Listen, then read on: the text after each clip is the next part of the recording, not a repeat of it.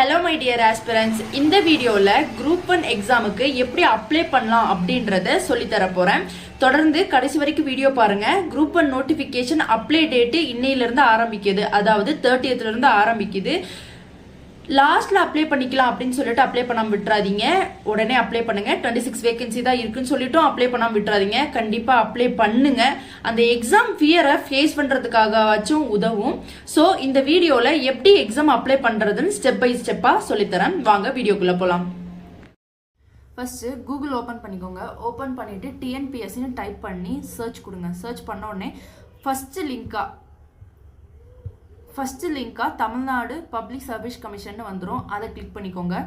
அதை கிளிக் பண்ணால் already group 2 result வந்திருக்கு, அது நமக்கு காட்டும். இது வேணுன்றவங்க டவுன்லோட் பண்ணி பார்த்துக்கோங்க. இது வேணாம் அப்படின்னா ஹோம் பேஜ்குள்ளே வந்துருங்க. ஹோம் பேஜ் இங்கே இருக்கும், ஓகேங்களா? இதை கிளிக் பண்ணிக்கோங்க. இதுதான் அஃபிஷியல் வெப்சைட்டோட ஃப்ரண்ட் பேஜ். இதில் வந்தீங்க அப்படின்னா ஆல்ரெடி கீழே கொடுத்துருக்காங்க one time registration user, registered user, forgot user ID, forgot password. இப்போ தான் நீங்கள் ஃபஸ்ட் டைம் அப்ளை பண்ணுறீங்கன்னா நீங்கள் இந்த ஆப்ஷன் கொடுக்கணும். ஆல்ரெடி ரெஜிஸ்டர் பண்ணியிருக்கீங்க, அட்லீஸ்ட் ஒரு தடவையாவது நீங்கள் எக்ஸாமுக்கு அப்ளை பண்ணியிருப்பீங்க. அப்போன்றப்போ ரெஜிஸ்டர் யூசர் கொடுக்கணும். இன்கேஸ் உங்களோட யூசர் ஐடி உங்களுக்கு ஞாபகம் இல்லை அப்படின்னா ஃபர்கட் யூசர் ஐடி கொடுக்கணும். அதே மாதிரி பாஸ்வேர்டு ஞாபகம் இல்லைன்னா ஃபர்கட் பாஸ்வேர்டு கொடுத்துக்கோங்க. இப்போ நம்ம இந்த ஆப்ஷன் தான் பார்க்க போகிறோம், ரெஜிஸ்டர் யூசர். ஏன்னா ஆல்ரெடி எல்லாருமே ஒரு எக்ஸாம் அது எழுதியிருப்பீங்க, ஒரு எக்ஸாம் அது அப்ளை பண்ணியிருப்பீங்க. ஸோ அதனால நம்ம ரெஜிஸ்டர் யூசருக்குள்ளே போய்க்கலாம்.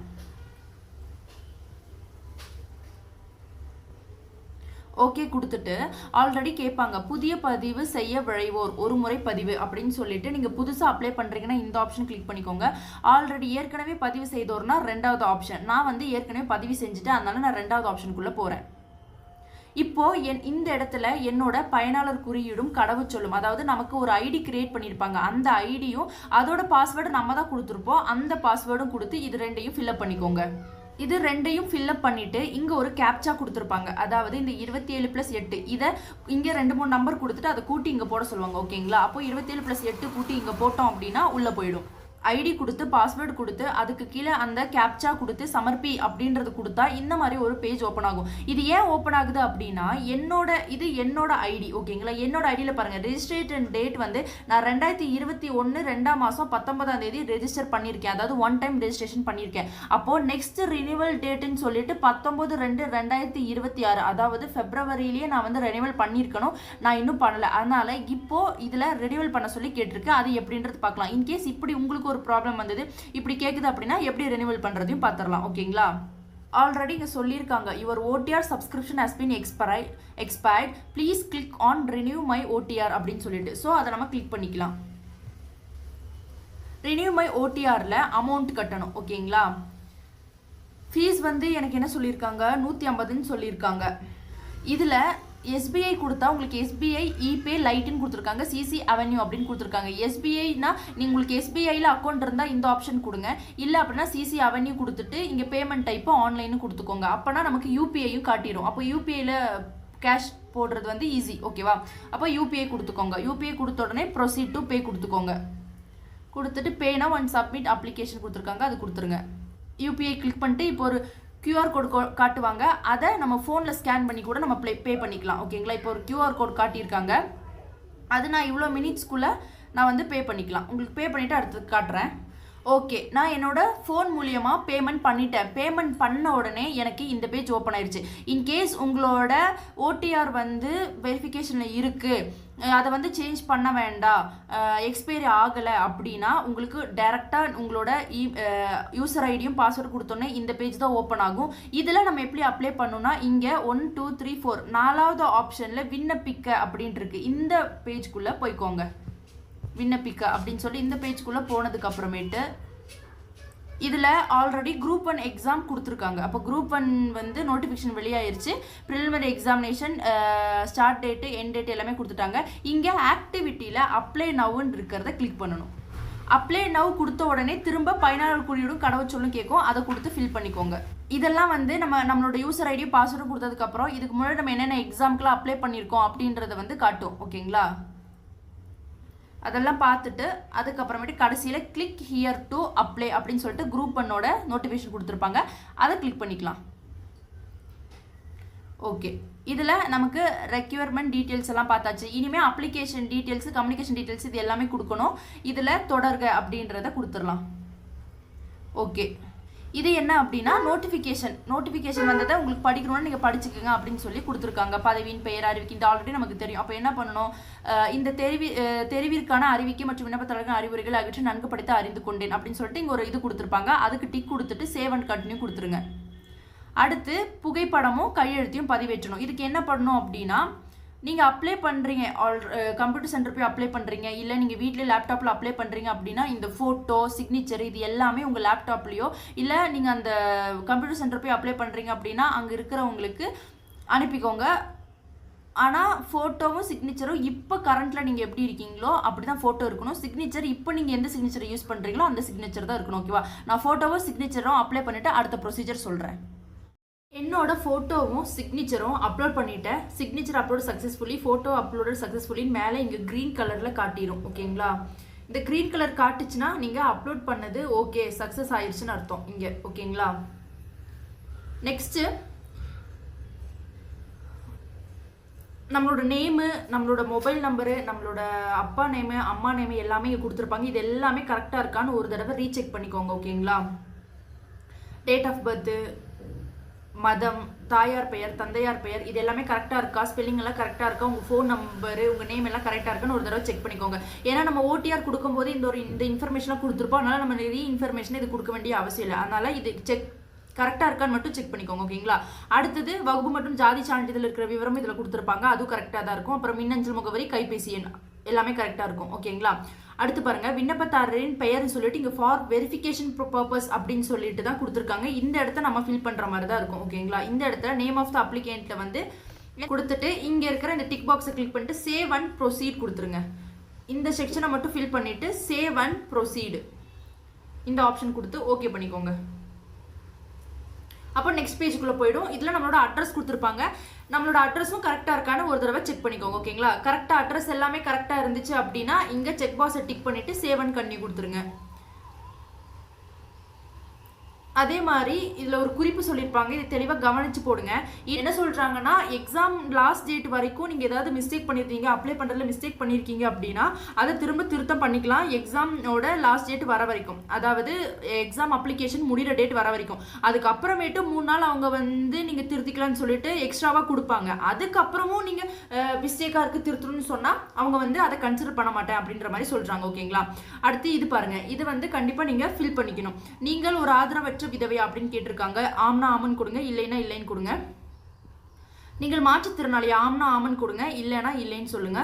நீங்கள் முன்னாள் இராணுவத்தினா ஆம்னா ஆமன் கொடுங்க, இல்லைன்னா இல்லைன்னு சொல்லுங்க. ஆம் கொடுத்ததுக்கப்புறம் அதை பற்றின சில டீட்டெயில்ஸ் கேட்பாங்க. ஓகேங்களா?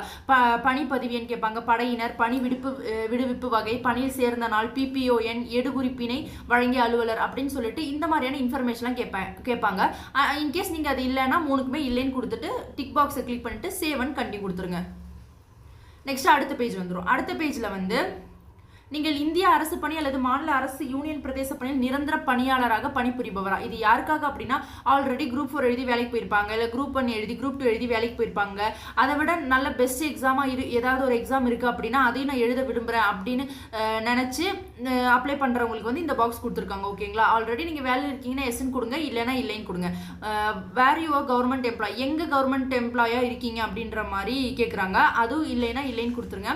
தேர்வாணையம் அல்லது பணியாளர் தேர்வு செய்த இதர முகமையினால் தேர்வுகள் மற்றும் தெரிவுகளில் கலந்து கொள்ளும் உரிமையை தங்களை நிரந்தரமாக அல்லது ஒரு குறிப்பிட்ட காலத்துக்கு விலக்கி வைத்தோ அல்லது தகுதியின்மை செய்யப்பட்டுள்ளதா அப்படின்னு கேட்டிருக்காங்க. இல்லைன்னு கொடுத்துக்கோங்க. இது வந்து நம்ம எக்ஸாமில் ஃபோர்ஜரி பண்ணால் நமக்கு இந்த மாதிரியெல்லாம் தண்டனை கிடைக்கும். அதெல்லாம் இருக்கா, உங்களுக்கு இருக்கா அப்படின்ற மாதிரி கேட்டிருக்காங்க. அது இல்லைன்னு சொல்லிடுங்க. அதே மாதிரி இது நாள் வரை தங்கள் மீது குற்றவியல் வழக்கு எதுவும் பதியப்பட்டுள்ளதா அப்படின்னு கேட்டிருக்காங்க. ஆம்னா ஆம் கொடுத்துக்கோங்க, இல்லைன்னா இல்லைன்னு கொடுத்துக்கோங்க. ஓகேங்க? நீங்கள் ஏற்கனவே திருமணம் செய்து மனைவியுடன் வாழும் ஒருவரை திருமணம் செய்துள்ளீர்களா? ஆம்னா ஆமன் கொடுங்க, இல்லைன்னா இல்லைன்னு கொடுங்க. ஓகேங்களா? அப்புறம் டிக் பாக்ஸை கிளிக் பண்ணி சேவ் அண்ட் கண்டினியூ கொடுத்துருங்க. அடுத்த பாக்ஸ் வந்துடும். அடுத்து SSLC, HSC, அப்புறம் டிப்ளமோ, அப்புறம் டிகிரி இது எல்லாமே ஃபைனல் இயர், ப்ரிஃபரன்ஷியல் குவாலிஃபிகேஷன் இந்த மாதிரி ஏதாவது முடிச்சிருக்கீங்க அப்படின்னா இந்த பாக்ஸ் ஃபுல்லாகவே அது ரிலேட்டடாக இருக்கிற டீட்டெயில்ஸ் எல்லாமே வந்து ஃபில் பண்ணிக்கோங்க. கையில் 10th 12th மார்க் ஷீட் எடுத்து வச்சுக்கோங்க. இந்த காலம் ஃபுல்லாகவே ஃபில் பண்ணிட்டு உங்களுக்கு நான் காட்டுறேன். இங்கே சான்றிதழ் எண் கேட்டிருக்காங்க. இந்த சான்றிதழ் எண் எங்கே இருக்கும் அப்படின்னா உங்களோட 10th மார்க் ஷீட்டில் டாப் கார்னரில் இருக்கும். ஓகேங்களா? ரைட் சைடு டாப் கார்னரில் இருக்கும். அதை பார்த்து கரெக்டான ரெஜிஸ்டர் நம்பர் கொடுத்துக்கோங்க. நீங்கள் 10th தமிழை ஒரு பாடமாக எடுத்துருக்கீங்க அப்படின்னா இந்த ஆப்ஷன் கொடுத்து ஆம் அப்படின்றத கொடுத்துக்கோங்க. ஓகேங்களா? அதே மாதிரி தான் 12th ஸ்டாண்டர்டுக்கும். அடுத்து HSCல இங்கே ஒரு ஆப்ஷன் கொடுத்துருக்காங்க. இந்த 2வது பாக்ஸில் வந்து HSC senior secondary certificate intermediate pre university ITI இல்லை டீச்சர் ட்ரைனிங் இந்த மாதிரி ஏதாவது முடிச்சிருந்தீங்க அப்படின்னா அதோட ஆப்ஷன்ஸ் கொடுத்து அதை கிளிக் பண்ணிக்கோங்க. ஓகேங்களா? அவ்வளோதான். நெக்ஸ்ட் டிப்ளமா ஏதாவது முடிச்சிருக்கீங்கன்னா அது கொடுத்துக்கலாம். HSC ஈக்குவலண்ட் அப்படின்னு சொல்லியிருக்காங்க. அடுத்து டிகிரி. இங்கே ஒரு ஆப்ஷன் கொடுத்துருக்காங்க. இது வந்து காலேஜ் ஸ்டூடெண்ட்ஸ்க்கு ஒரு கன்ஃபியூஸ் கொடுக்கும். ஓகேவா? அறிவிக்கை நாளன்று 23/6/2022 தங்களது கல்வி தகுதியின் நிலையினை குறிப்பிடுக. அதாவது குரூப் 1 நோட்டிஃபிகேஷன் வந்த டேட் அன்னைக்கு நீங்கள் கரண்ட்டாக என்ன படிச்சுட்டு இருக்கீங்க. இன்கேஸ் நீங்கள் வந்து காலேஜில் first year, second year, third year இப்படின்னு இருக்கு. அப்போ ஃபஸ்ட் இயர் படிக்கிறீங்கன்னா அந்த ஃபஸ்ட் இயர்னு கொடுக்கணும். செகண்ட் இயர்னா செகண்ட் இயர், தேர்ட் இயர்னா தேர்ட் இயர் அப்படின்னு கொடுக்கணும். ஓகேங்களா? குரூப் 1 பொறுத்த வரைக்கும் ஒரு டிகிரி கம்ப்ளீட் பண்ணால் மட்டும்தான் அப்ளை பண்ண முடியும். 10th 12th எலிஜிபிள் கிடையாது. டிகிரி கண்டிப்பாக முடிச்சிருக்கணும். ஓகேங்களா? அடுத்து ப்ரிஃபரன்ஷியல் குவாலிஃபிகேஷன் சொல்லி diploma in taxation laws, BCom degree, BL degree 5 years, அப்புறம் freedom fighter or member of the freedom fighter family அப்படின்னு சொல்லிட்டு இங்கே சில குவாலிஃபிகேஷன் கொடுத்துருக்காங்க. இல்லை ஏதாவது ஒரு குவாலிஃபிகேஷன் உங்களுக்கு இருக்குது அப்படின்னா அந்த செக் பாக்ஸை டிக் பண்ணிக்கோங்க. ஓகேங்களா? ஓகே, இந்த மாதிரி உங்கள் 10th 12th காலேஜ் இன்ஃபர்மேஷன் எல்லாமே கொடுத்துட்டு கடைசியில் இந்த செக் பாக்ஸ் டிக் பண்ணிவிட்டு சேவ் அண்ட் கண்டினியூ கொடுத்துருங்க. அதாவது தமிழில் படிச்சிருக்கீங்களா அப்படின்னா இப்போ நான் 10th 12th தமிழ் டிகிரி வந்து தமிழ் கிடையாது அப்படின்னா 10th 12th வரைக்கும் நான் தமிழ்னு கொடுத்துக்கலாம். ஓகேங்களா? PSTM வச்சு அப்ளை பண்ணிக்கலாம்.